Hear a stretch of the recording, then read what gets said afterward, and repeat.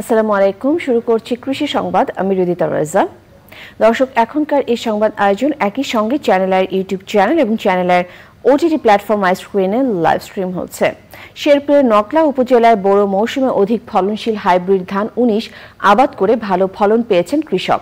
চীনে উদ্ভাবিত নতুন জাতের ধানটি সম্প্রতি বাংলাদেশে চাষাবাদের অনুমোদন দেওয়া হয়েছে।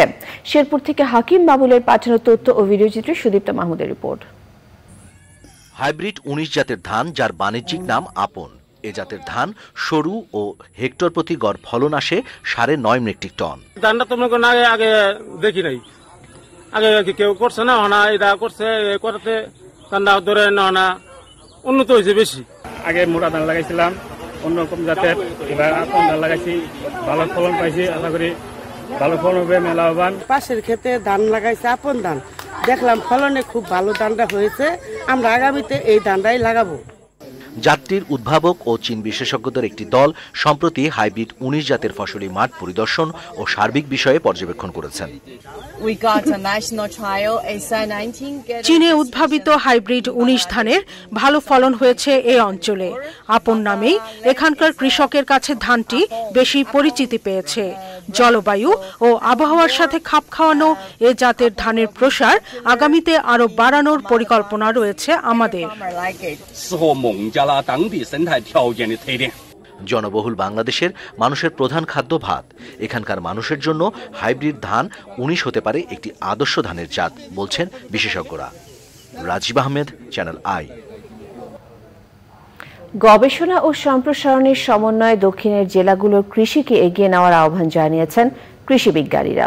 যশোর আঞ্চলিক কৃষি গবেষণা কেন্দ্রের সম্মেলন কক্ষে আয়োজিত দুদিনের সেমিনারের প্রথম দিন আলোচনার সভায় কৃষকদের প্রতি এই আহ্বান জানান তারা। আঞ্চলিক কৃষি গবেষণা কেন্দ্র যশোর এবং বাংলাদেশ কৃষি গবেষণা ইনস্টিটিউট আয়োজিত পর্যালোচনা ও কর্মসূচি প্রণয়ন কর্মশালায় কৃষি বিজ্ঞানীরা বলেন, যশোর সহ দক্ষিণের জেলাগুলো কৃষির জন্য উদ্বৃত্ত এলাকা। সেমিনারে প্রধান অতিথি ছিলেন বাংলাদেশ কৃষি গবেষণা ইনস্টিটিউট গাজীপুরের তৈলবীজ গবেষণা কেন্দ্রের পরিচালক ডক্টর মোহাম্মদ নজরুল ইসলাম। সেমিনারে খুলনা বিভাগের ১০ জেলার ১০০-এর বেশি গবেষক, কৃষি কর্মকর্তা এবং কৃষক অংশ নেন।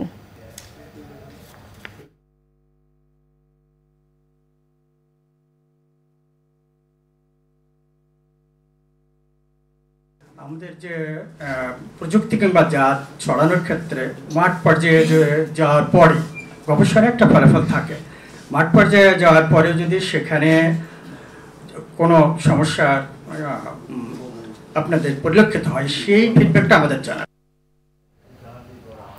শেখ হাসিনার বাংলাদেশ ক্ষুধা হবে নিরুদ্দেশ স্লোগানে চুয়াডাঙ্গায় সরকারিভাবে ধান চাল সংগ্রহ অভিযান শুরু হয়েছে। জেলা খাদ্য বিভাগের আয়োজনে সদর খাদ্য গুদাম চত্বরে সংগ্রহ কার্যক্রম উদ্বোধন করেন জেলা প্রশাসক ডক্টর কিসিঞ্জার চাকমা।